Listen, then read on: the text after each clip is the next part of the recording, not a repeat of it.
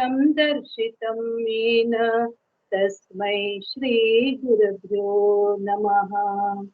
व्यासाय प्रतिबोधितां भगवते नारायणेन स्वयं व्यासेन ग्रथितां पुराणमुनिनां मध्ये महाभारतम् अद्वैतामृतवर्षिणीं भगवतीम् अष्टादशाध्यायिनीम् अम्ब त्वामनुसन्दधामि भगवद्गीते भवद्वेषिणीम्। Thank you. So, Andrew, are you ready to read for us the verses?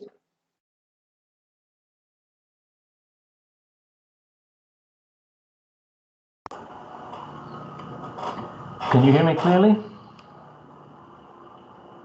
Yes, clear. Sri Bhagavan said, "You grieve for those who are not to be grieved for, yet you speak words of wisdom. The wise do not grieve for those who are gone and who are not yet gone. There was never a time I did not exist, neither you nor these kings, nor will any of us cease to exist in the future. Just as for the jiva, the indweller of this body, there is childhood, youth, and old age. Similar is the gaining of another body. With reference to that, a wise person does not come to grief." Kanteya, Arjuna. The contacts of the sense organs with the sensory world that give rise to cold and heat, pleasure and pain, which have the nature of coming and going, are not constant. Endure them, Bharata, Arjuna.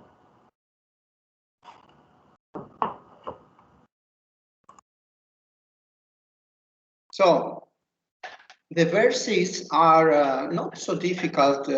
These particular verses, they are clear enough. But I would like to listen from you if you would like any elaboration, or if you would like to ask something or to comment, because I don't really need IC to elaborate on these verses. They are very, very simple, like they explain themselves enough. But it's up to you if you would like to elaborate on something more, or if you have any questions or doubts.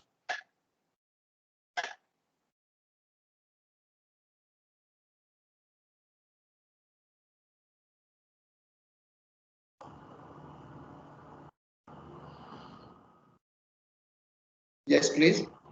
Yeah, and a question I asked you the other day, just to go clarify again, Sure. what exactly is the jiva?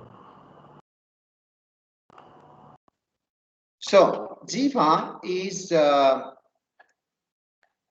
what we call in Sanatana Dharma the embodied consciousness. Embodied consciousness. So, since there is only consciousness, consciousness is the only reality, and modulations of consciousness are appearing as jivas or jivatma. Just like the ocean, which has these modulations in itself, which we call waves, are not anything else apart from the ocean itself, the same water. Exactly the same with the jiva. It's not anything else. It is not anything else than consciousness again. So, since there is not any anything else apart from consciousness, jiva is also consciousness, but it is only as a reflection of consciousness, as a modulation of consciousness, as an embodied consciousness. So jiva also sometimes we refer to it as a soul, as the soul, or jivatma. And we have the infinite Atman, sometimes in the scriptures, and then we have the jivatma, which is the embodied Atma.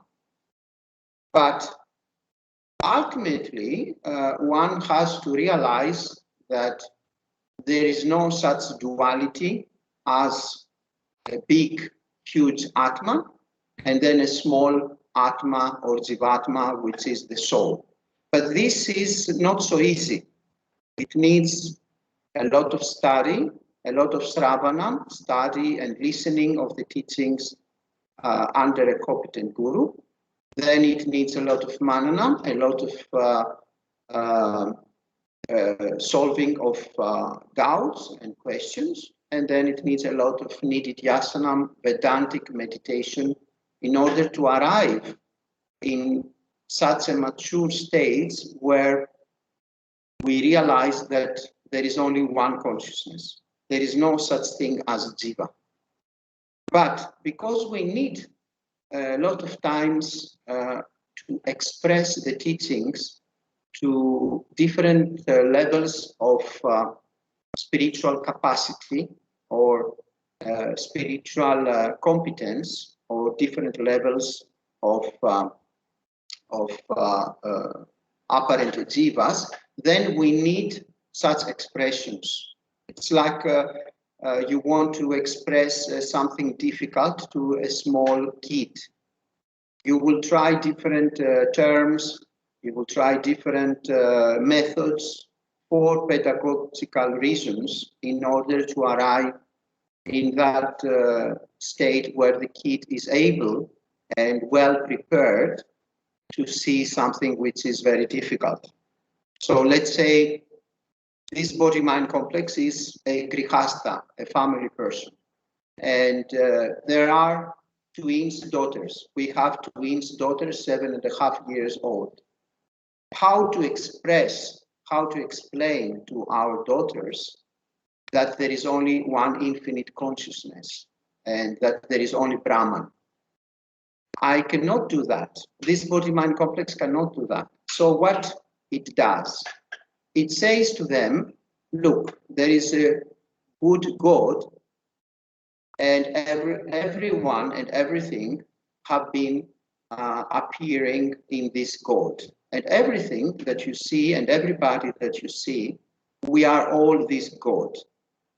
So, for example, by starting saying such preparatory talks, one day this body-mind complex will be able to express something more profound, and the daughters will be more prepared. So that's why you see all the time in the scriptures Dvaitam, dualism, together with Advaitam, together with non-dualism or non-duality. Why? Because not all are ready and well prepared for Advaita. But Jiva, in the end of the day, it is only an expression. It is only consciousness. Since there is nothing more, nothing apart than consciousness, than Brahman. The entire world, the entire universe, Jagat, all the apparent beings, all the jivas, all the souls, all the apparent objects do not exist. They are only an appearance in consciousness, made of consciousness, known by consciousness, and so on and so forth. But how to express to somebody who is not ready for such a profound teaching? So first of all, it is better to prepare somebody who wishes to live a happy and peaceful life, a blissful life, and harmonious life, together with the universe and all the apparent beings, he or she needs, first of all, to learn some basic things, some fundamental things, such as how to live a moral life, a spiritual life, an ethical life, how his or her actions will give him or her a different effects, and he or she will be face the consequences of his or her activity, and so on and so forth. So Bhagavad Gita is such a preparatory scripture. In Bhagavad Gita, you may see some verses, some slokas, where you can go in the beyond, you can go in transcendental wisdom. But most of Bhagavad Gita is for preparation, and it is meant to be for the masses, for all the people, and to serve as a manual for a peaceful and happy life. But please ask me if you want me to elaborate more.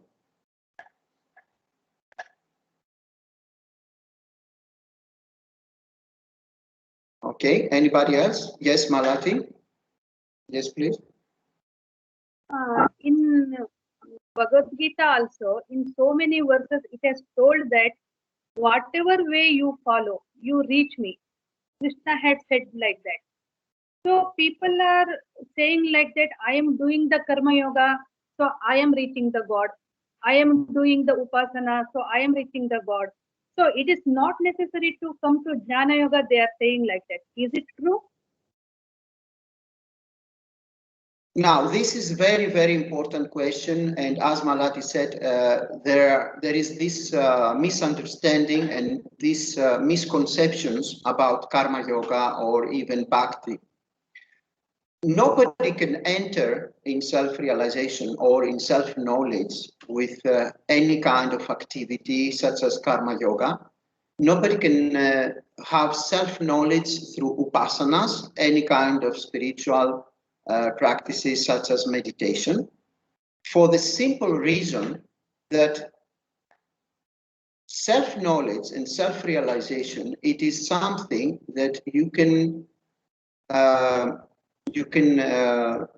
see and you can find out only through jnana, only through self-knowledge.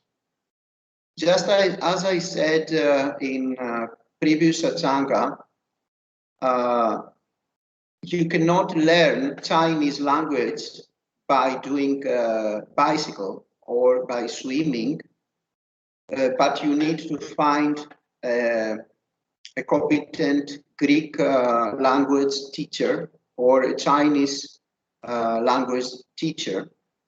The same, you cannot find out self-knowledge with any kind of spiritual practice or spiritual meditation or service to humanity, let's say, or any kind of bhakti, because all these things are for citta suddhi, for purification of the mind, and for somebody to become prepared, well prepared for jnana yoga.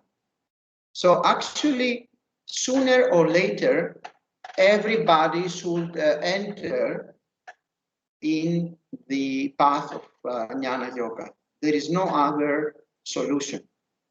But because not all are ready for this level of study of self-knowledge, then the sages and the rishis have created different kind of practices, different kind of studies, and different kind of scriptures to prepare those who are not yet prepared.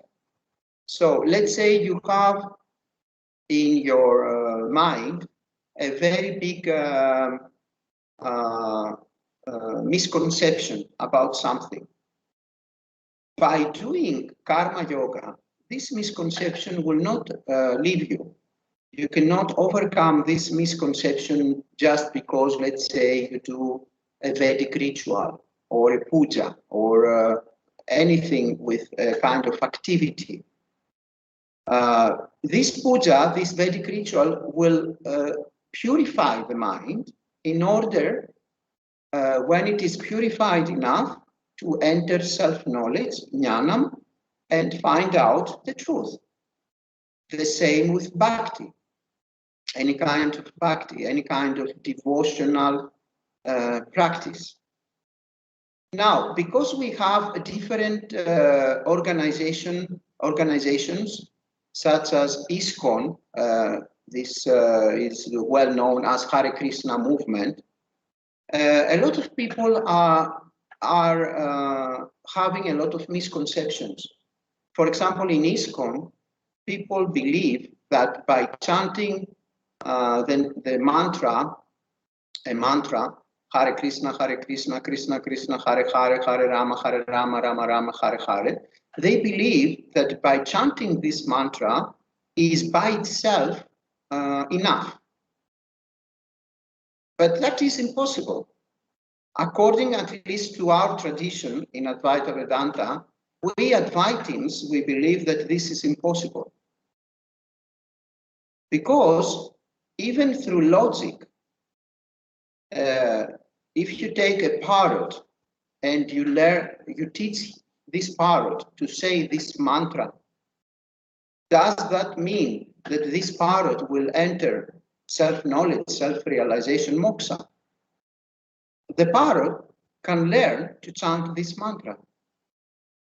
But can this parrot become self-realized, gain moksha? It is impossible. Also, any kind of seva to humanity, any kind of karma yoga to offer to humanity, also cannot help you to have self-knowledge, jnana. Yet, that doesn't mean that it is not a wonderful thing, a wonderful activity to do karma yoga for humanity. Of course it is. And also it will help you to gain beautiful karma, beautiful punyam, as we call it in Sanskrit, which you will enjoy in your next janmas, your next dream lifetimes. The same with upasanas, any kind of meditative practices, and the same with any kind of chanting that you may do or Vedic rituals that you perform. Everything is wonderful. Everything is helpful.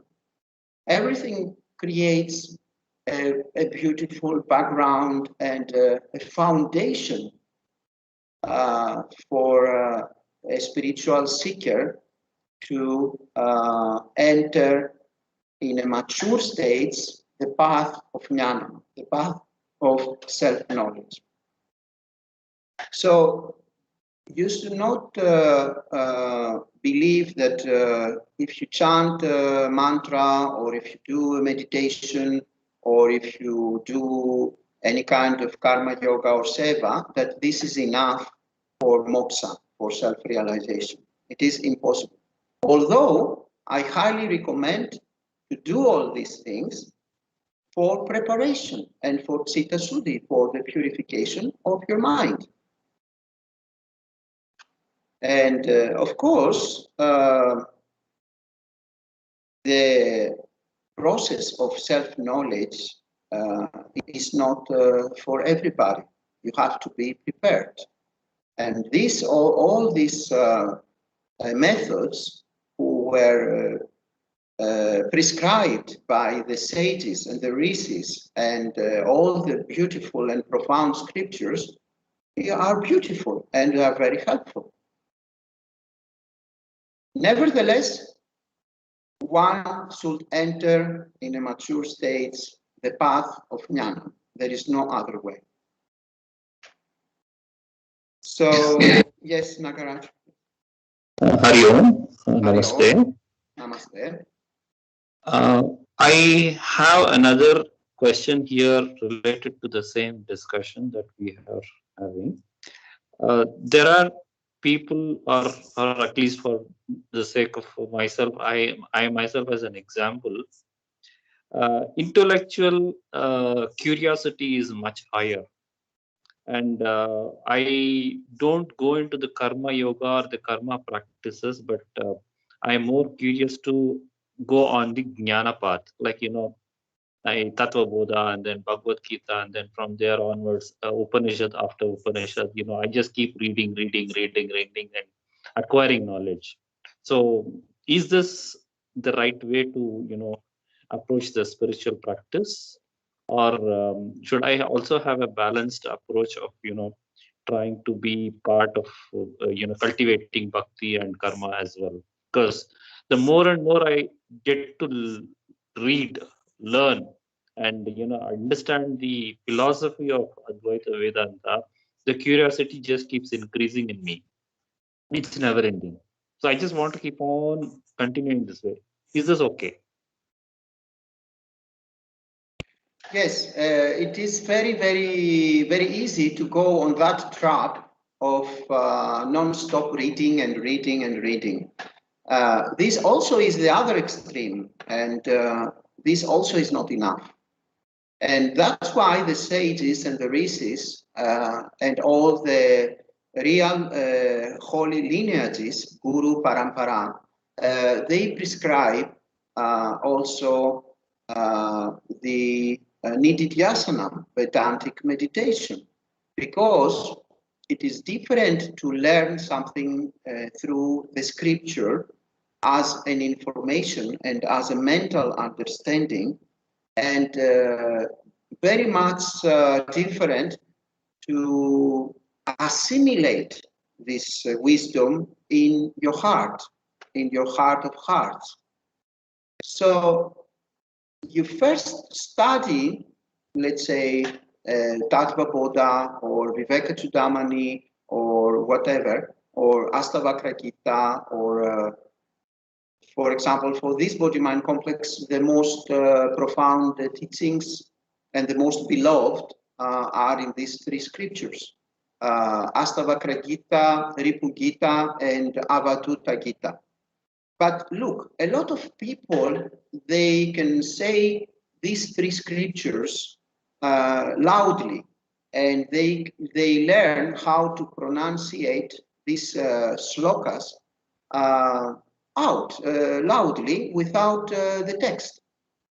But that does not mean at all that to know the slokas, to know these verses, that you have also assimilated them. This is a completely different thing. In one case, you may acquire this information, this mental understanding, and in another case, we may have somebody who don't have this, let's say, mental repetition, who cannot do this mental repetition of the verses, but he may or she may very well have this truth in his or her heart. And I can give you an example here of the great sage Ramana Maharishi. Ramana Maharishi, he didn't knew from before, prior to his self-realization, he didn't knew this particular scriptures, such as Astavakra Gita, Avadhuta Gita, and Ribu Gita. And actually, when other students asked him about these scriptures, which after he was recommending them non-stop as the best scriptures that somebody can find, he said that these teachings he have found them later on. So we have a sage who was self-realized, who didn't knew this scriptures, who didn't have this mental understanding, but he had the realization of this truth, of this profound wisdom, transcendental wisdom. And after, he had found this wisdom in these scriptures. And he was saying that what I had as my experience, I have found a well description on these scriptures. So it was the vice versa, the process. That's why it is not enough to acquire these verses on a mental understanding. It is not enough. And it can be also a trap where you enjoy the Manomaya Kosa enjoys all the time to study and to read and to acquire these scriptures, this knowledge, but it is a trap that never ends.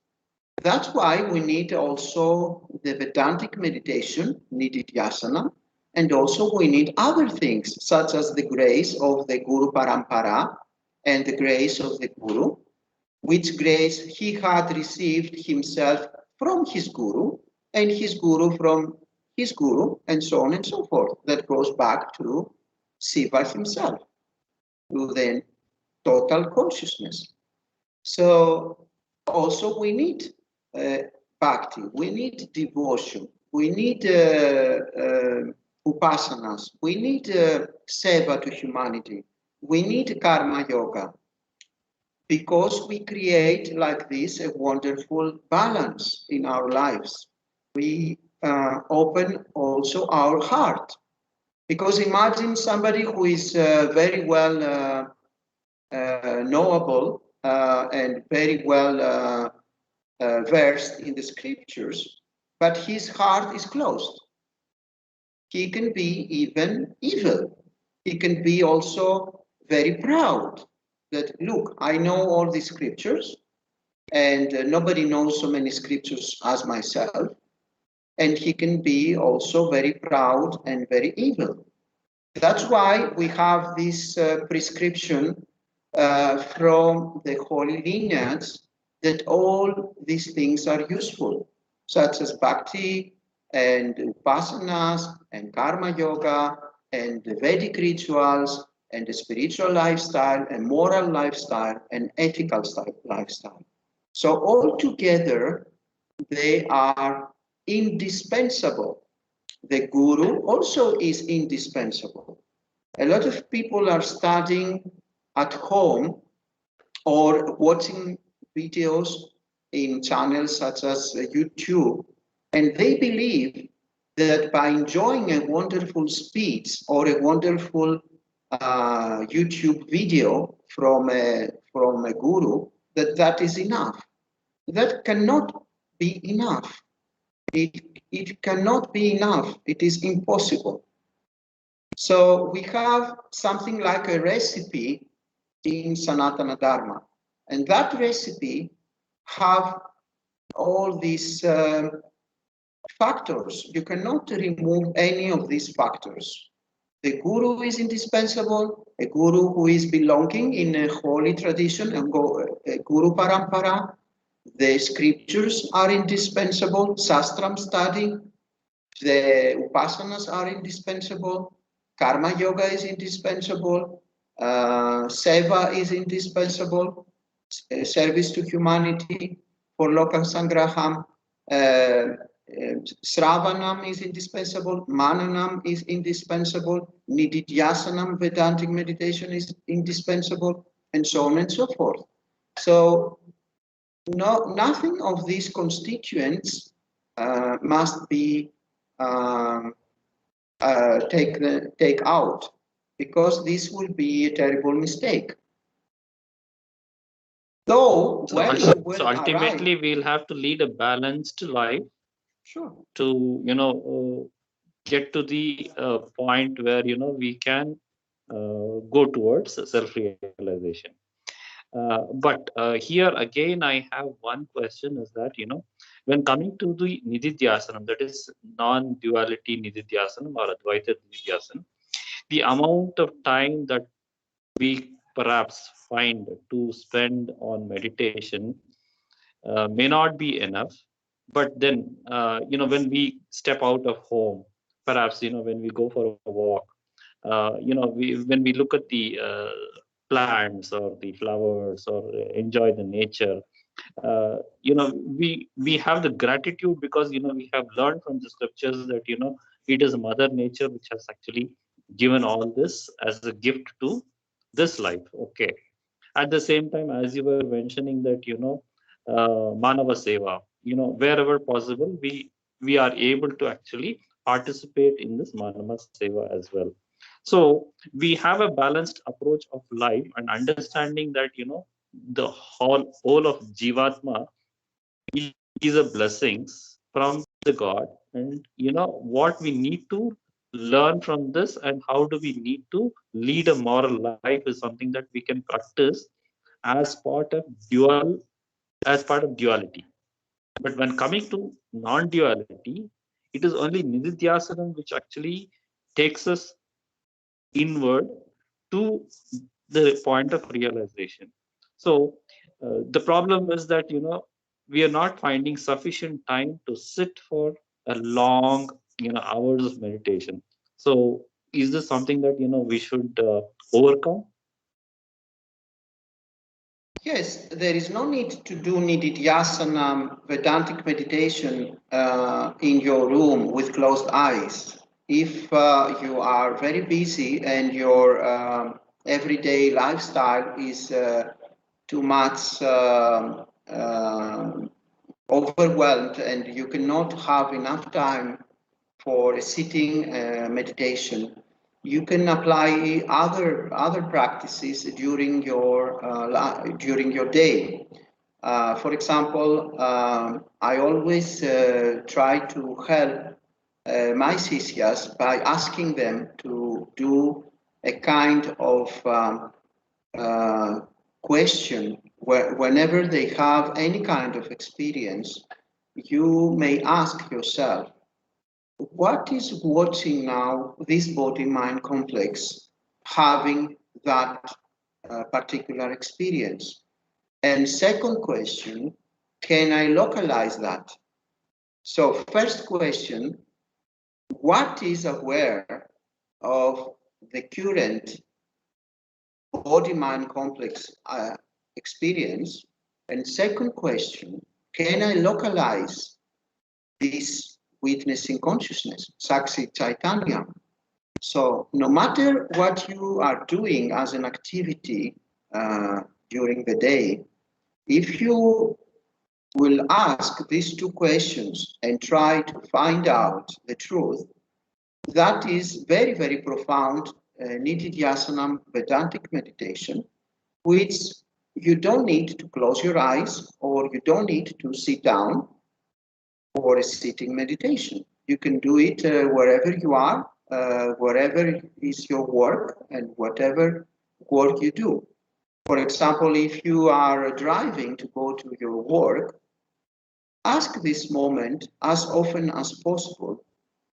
Something now is aware that the body-mind complex Nagaraju is driving. What is this which is aware of this current experience? And second question, can I localize it? This moment, you will notice that what is aware as Satchitananda, witnessing consciousness, is your real nature, your real self, and not this body-mind complex. And secondly, you will be able to realize that this Satchitananda, this witnessing consciousness, cannot be localized. So it will give you, during your day, a window of the truth without the need to go at home in a quiet room with closed eyes in a sitting meditation. So there are many such practices that gradually I will offer to you to help you during your daily lives. But for the moment, please practice these instructions, and you will see a great result in finding the truth. So it is not something difficult. It may be difficult in the beginning, but gradually you will see that you will earn a lot of wisdom and a lot of understanding the truth through these two questions. They may look simple, but trust me, you will see a lot of wonderful results.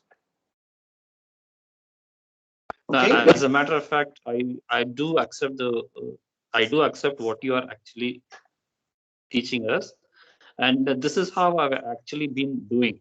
So as and when I'm doing some work, perhaps even while I am actually having my lunch or food, so there is a prayer being offered, because the food that has come from Mother Earth has to be respected, and these are some of the simple practices that I follow.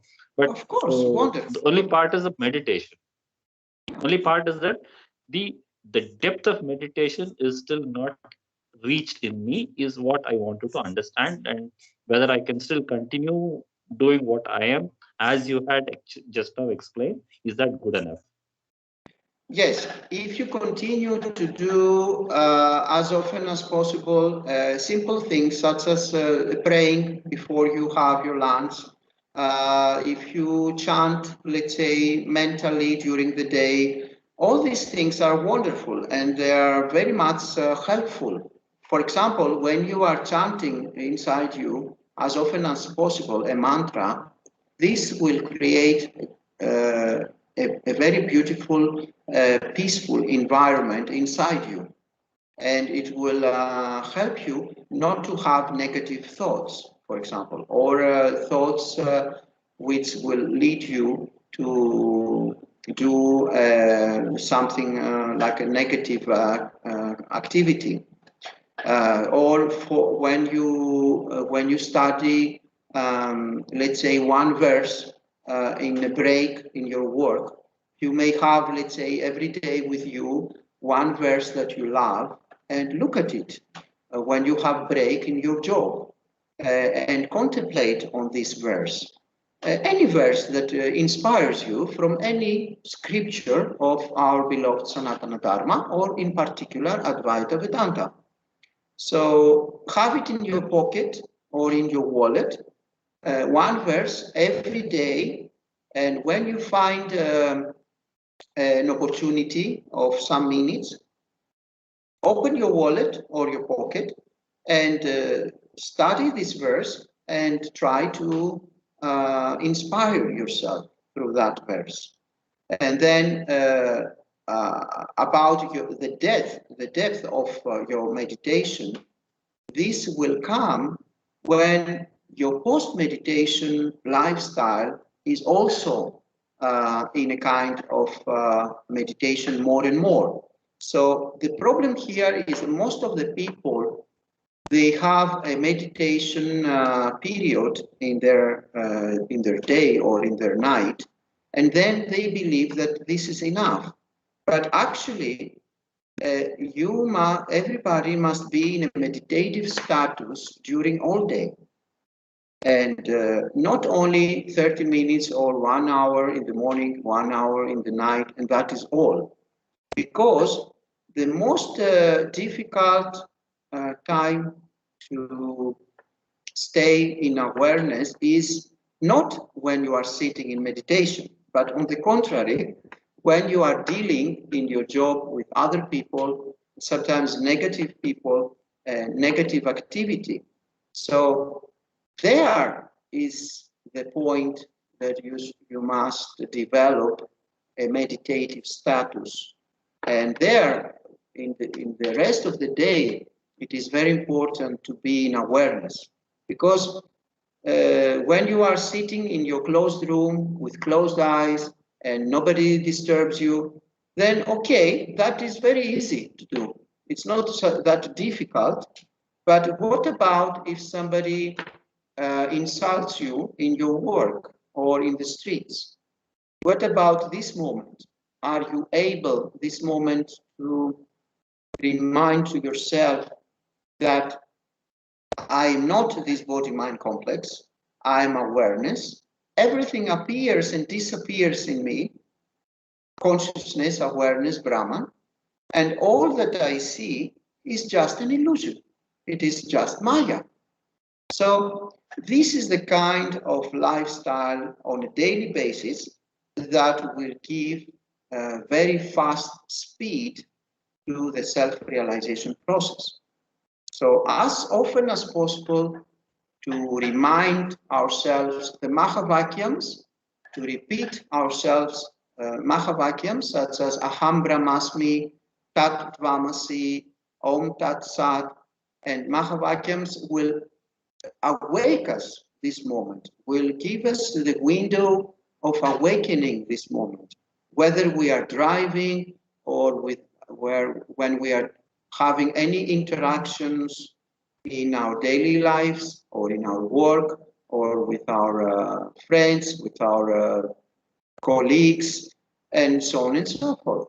So spiritual lifestyle and moral lifestyle and a real mumukshu must use every second and not only the meditative period, the time for meditation in the home where he or she is alone with closed eyes. That is not enough. But continue what you do, because what you do is really very, very helpful. Thank you very much, and sorry for taking away the time, No, there is no need. deviating from the study of the Bhagavad Gita. So No, there is no need as you have mentioned, this is exactly how I am living my lifestyle. So there is always a contradiction, and myself and Malati keep talking about this, that what is better in duality and what is better in non-duality. So yeah, as we proceed, I think there's a lot more clarity that will come in. Hari Om, thank you very much. Yes, thank you very much. And please feel free to ask questions and take as much time as you need, each and every one of you, because I've said many times that I don't like monologues, and real satsang is not a monologue. It consists of questions and answers. So nobody should feel that he or she is taking time from our satsanga. On the contrary, every question and every doubt and every need of solving a question or doubt is very, very welcome. And we use this scripture of Bhagavad Gita as a foundation for developing a real satsanga, which is a dialogue, only a dialogue, not a monologue. And we use the verses, the slokas of Bhagavad Gita only as a triggering for questions and doubts. So don't feel, Nagaraj, also don't feel that you take time. You can take as much time as you need, each and every one of you. So everybody is most welcome and to take as much time as they need. Yes, Malati? Now I'm considering myself as a graduating. Still, I may not have all the qualifications to become a mumukshu or to become a jnani. So, how should I increase my qualification to become a jnani? Please give some golden steps. Yes, a real mumukshu, what means mumukshu in Sanskrit? Means the one who is searching for self-realization, moksha. And Malati asks how I can increase the qualifications, my qualifications to be a better mumukshu. That is in connection with the previous question, where we were speaking about the preparatory practices. So a real mumukshu is the result of all the preparatory practices that we mentioned before. A lot of meditation practices, a lot of study, sravanam, mananam, a lot of karma yoga, a lot of seva to humanity. All these have the power to increase the qualifications to become a real mumuksu, a real seeker for self-realization, liberation, moksha. So if you want to increase these qualifications, you don't have anything else to do than to do more and more the prescriptions of the sages and the rishis and our divine scriptures, which is meditate as often as possible, study as often as possible, doing sravanam under a competent guru as often as possible, doing mananam as often as possible with the guru, doing nididhyasanam, Vedantic meditation as often as possible, live a life of a real spiritual seeker, not only when you are with fellow seekers where you want to show up that you are a good one, but also when you are alone. Because a lot of people, you know what they do when they are with fellow other seekers, brothers and sisters in the holy path. They do their best to show up. They do their best to show to others that they are disciplined, they are competent, they are peaceful. But what about when you are, let's say, with your husband and your husband or your wife insults you? This moment, do you remember that my husband or my wife is me, myself, the same consciousness, the same self? So what is more powerful than to apply the teachings, and especially the Mahavakyams, the great statements such as Aham Brahmasmi, I am Brahman consciousness awareness, with your relatives, with your beloved friends, with your colleagues in the job. When somebody insults you, how you react to him or her? Do you react as a mumuksu, as a spiritual seeker for self-realization moksha, or do you react as a worldly person? So all these are questions that anybody should ask inside his heart, his or her heart. How do I respond to my kid when my kid don't do quickly what I'm requesting from it? How much himsa I produce every day? You know, himsa, violence. How much violence I have in my life? How much violence I offer to my children or to my husband or to my wife or to my friends or to my colleagues? So the ethical and moral lifestyle, a life which is not based on worldly things and worldly pursuits, is the best preparation and the best way to increase in the highest level the qualifications of a real mumuksu. It is our own life, the way how we behave, the way how we act towards the apparent others and towards also to our own selves. Because first of all, we have to love ourselves, because it is impossible to love others, the apparent others, because there are no others. But to love the apparent others, first of all, you have to love yourself. You have to love your true nature, your true self, as infinite, impersonal consciousness, awareness, Brahman. And then you will be able to love the apparent others, who are just a reflection of you. Everybody is just a reflection in the mirror of consciousness, which is your true infinite self. It's like you go to the mirror and you want to be happy and in love, and instead of speaking to your face in the mirror with sweet and loving words, you speak with hateful words or with bad words. How will you feel? Try it. And you will see how you will feel. Go to the mirror and say to yourself, I love you. I know your weak things. I know this body-mind complex have to improve some things. I know the good things, the strength. I know the bad things that I should improve. But I love you. And because I love you, I feel well. And when I feel well, I will act accordingly to the apparent others.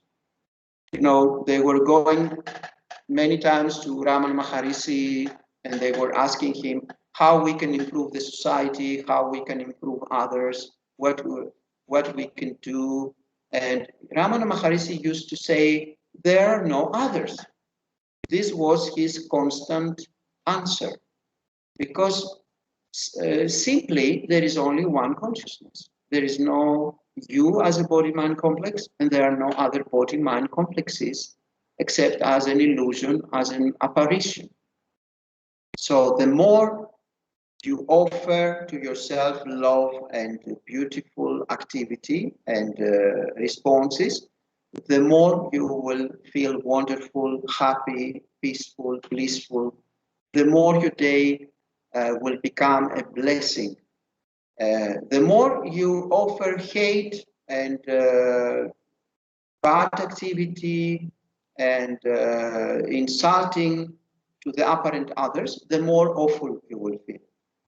Just simply because there is only one self. And whatever you do to the apparent others, you do it to yourself. Whatever you offer to yourself. Whatever you say to yourself.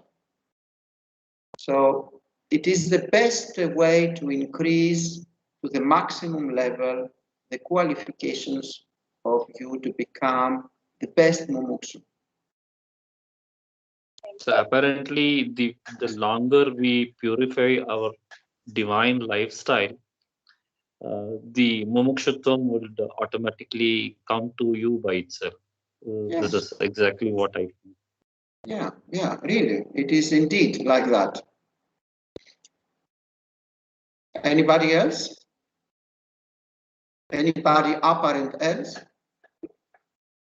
As a matter of fact, I can still recall one of the satsangs I heard from our Puja Guru Paramarthananda, that how well we actually utilize our karmendriyas. So out of which the Vag Indriya is the most important aspect, is also that something that he told us. And he said that, how purified is your speech, what you communicate with others, and with what love you communicate with others also matters a lot. And purify your, Vag Indriya in such a way that, whatever that comes out is far sweeter than it can hurt anybody else. So this is something that I remembered suddenly from that particular satsang, and I'm sharing it out here. Indeed, very well. It is exactly like that. Anybody else?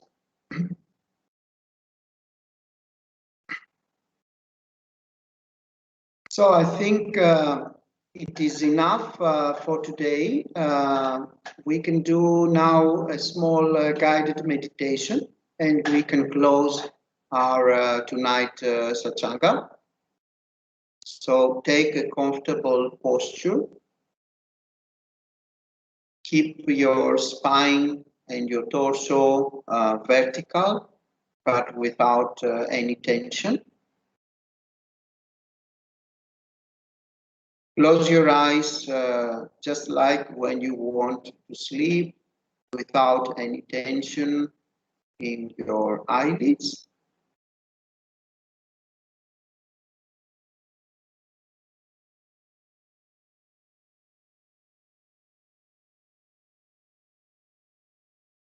You can use a familiar mudra in your palms.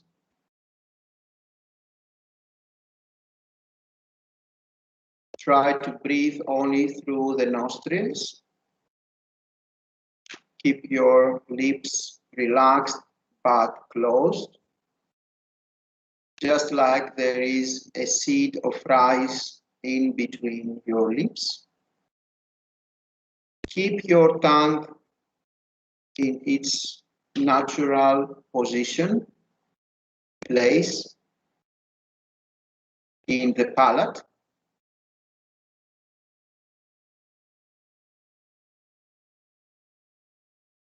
Relax your shoulders.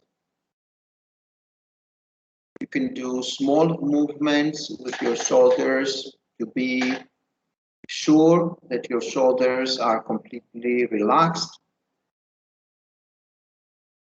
Put your palms on your thighs in a comfortable place.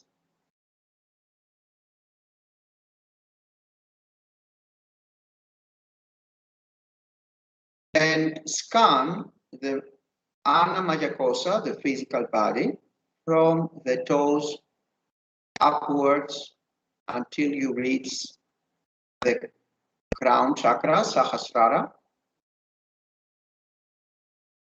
Scan the physical body, Annamaya Kosa, with awareness, presence. And when you find a place or a part of the physical body where there is tension, you may visualize there a beautiful liquid white light relaxing this particular place.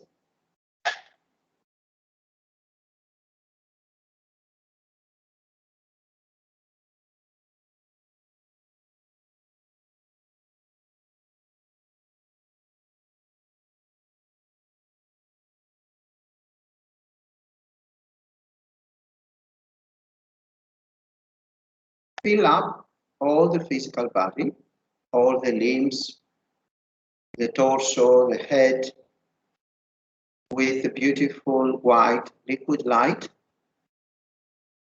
and relax it completely.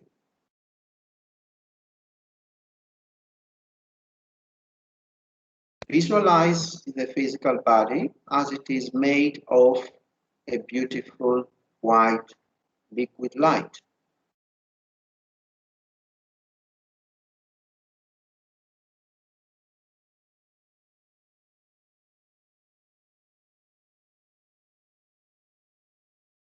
Feel like this beautiful liquid white light, which is made your physical body, like melting into the ground.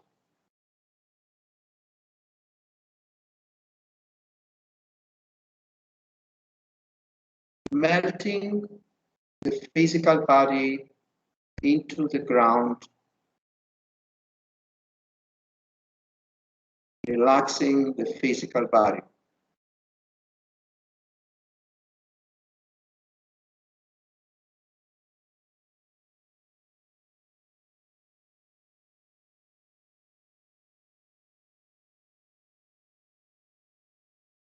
Now stop focusing in the physical body and start focusing in the breathing. Become aware of the inhalation and exhalation, just like each and every breath, like it is your first time in your life that you are breathing. And you have curiosity to check how it is to breathe.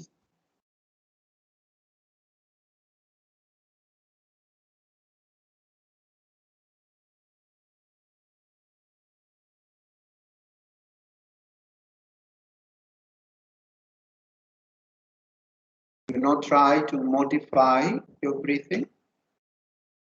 Just keep it simple and just be aware of the breathing.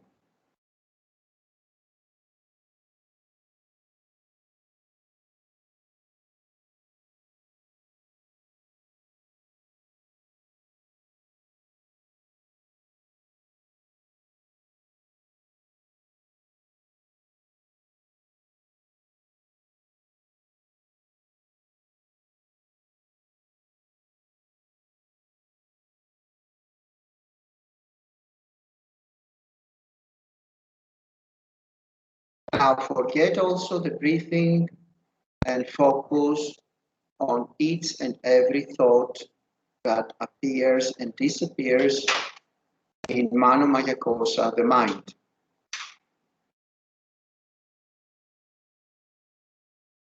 Let each thought to appear and disappear without trying to fight with this thought, but let it disappear, dissolve, or self-liberate itself without you trying anything.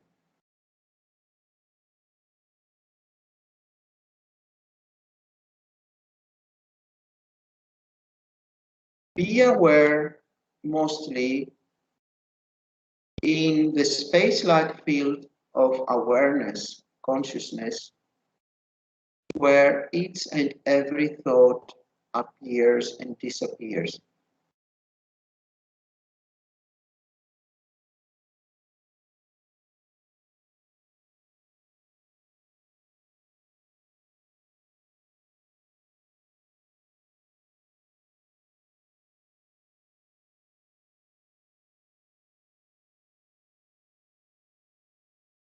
Your mentality should be like you allow clouds to pass by in the sky.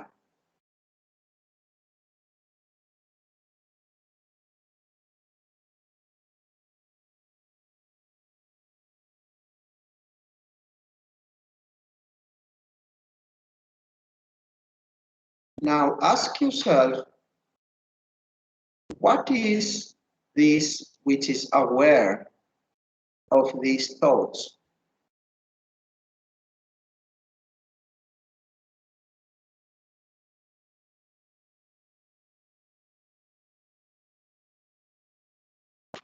If there is a spontaneous answer, it is me, myself, then ask yourself, and what is this that I call myself?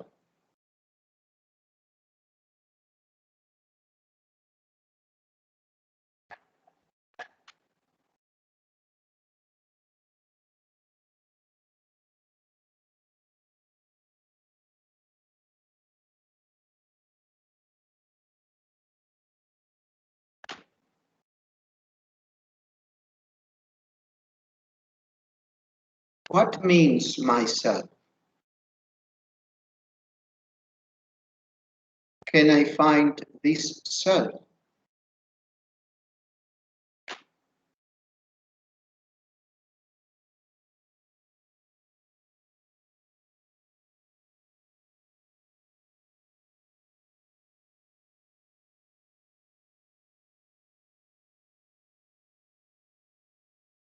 Can I see this self?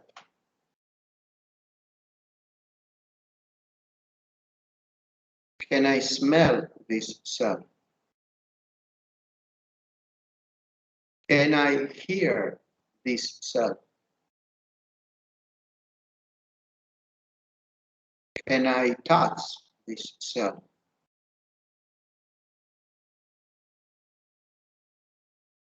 Obviously, you will be able to see, to know that this self is beyond the senses.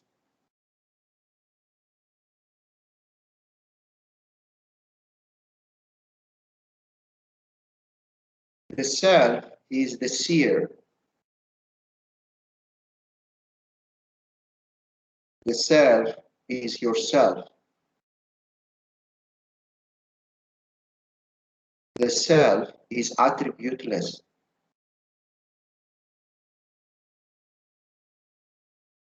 The self cannot be localized. The self does not have a name. The self does not have a shape or form.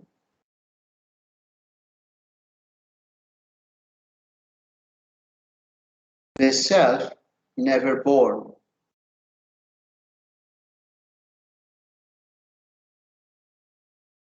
The self is beyond time and space.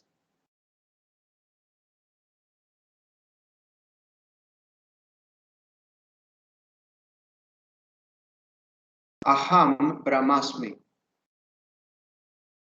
I am Brahman. Brahman I am.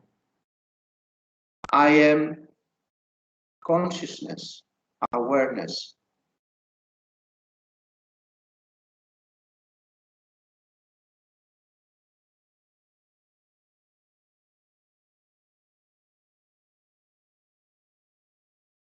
I am of the nature of Satchitananda.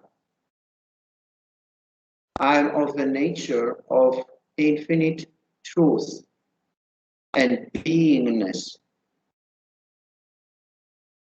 I am of the nature of infinite impersonal consciousness awareness.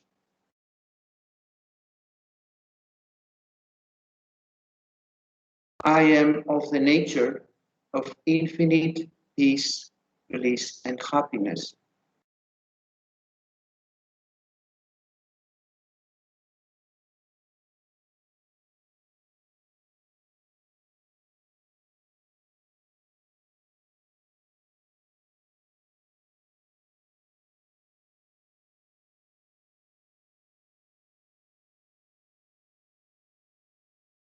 Become aware of that which is here and now, listening and knows that it exists.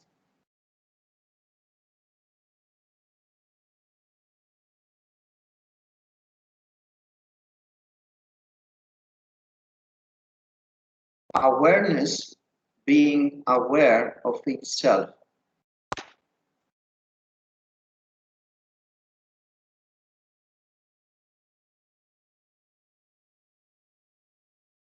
There is only awareness. All the rest are mental. Jagat, the universe, is non-existent. It is only an appearance, a magical show, a dream lasting 3 to 5 days.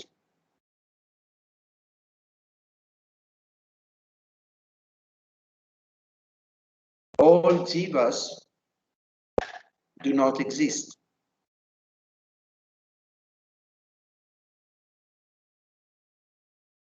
They are only an appearance.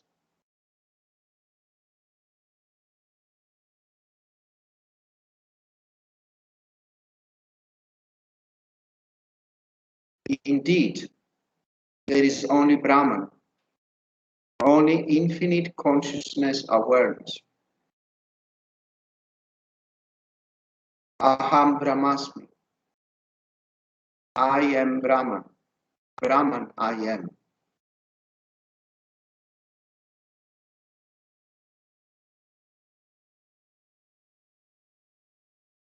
Everything appears and disappears in me.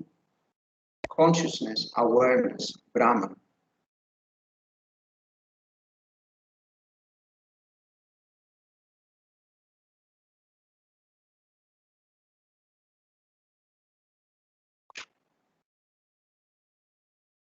And very, very slowly start moving the physical body, but very consciously.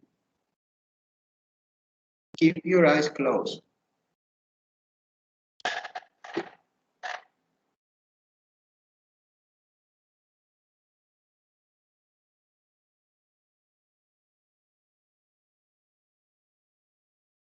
become aware of the physical body.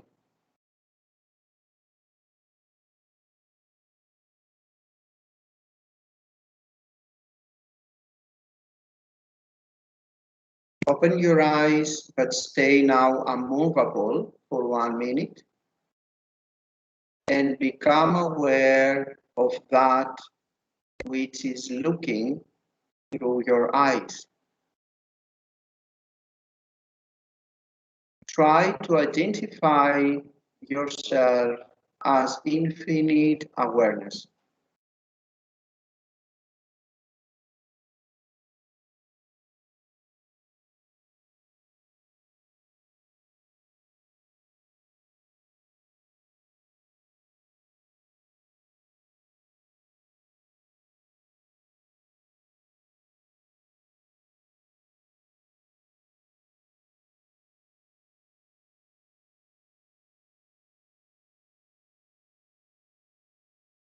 Okay? And who would like to close our tonight's Satsanga with Vedic chanting? Bharati, can you do again?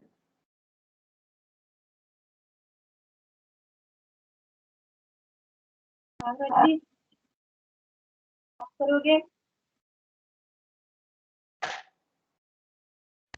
ॐ पूर्णमदः पूर्णमिदं पूर्णात् पूर्णमुदच्यते पूर्णस्य पूर्णमादाय पूर्णमेवावशिष्यते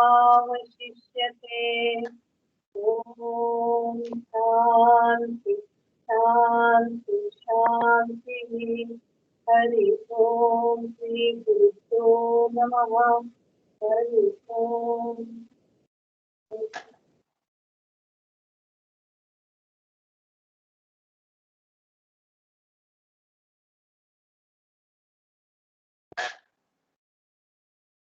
thank you